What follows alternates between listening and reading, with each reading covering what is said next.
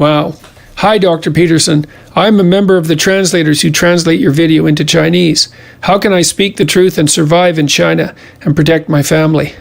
Oh, man.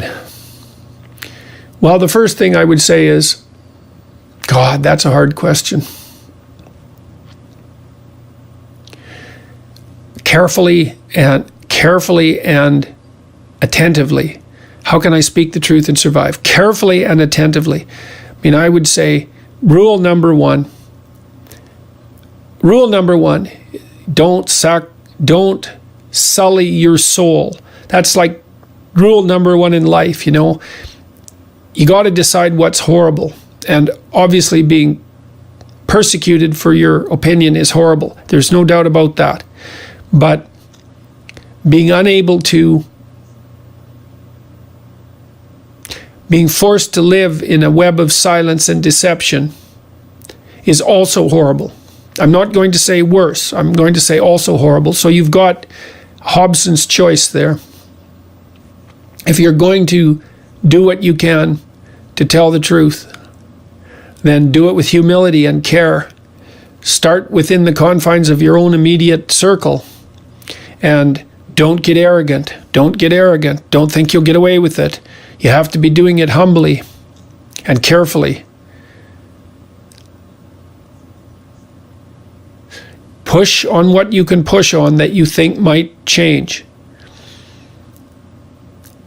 And don't be contemptuous of small victories. And take care of yourself. Be careful.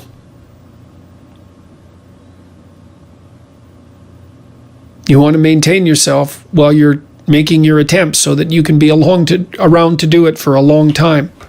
So, see, and I guess we could rephrase the last part of your question, because we could also say, how can I speak anything but the truth and survive in China and protect my family? I do believe that in the medium to long term, and all things considered, you never have a better bet than telling the truth.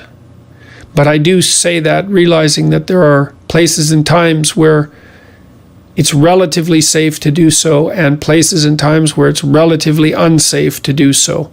And if you're in China now, and for a very long time, you're in a place where it's relatively unsafe to do so. Don't take unnecessary risks. And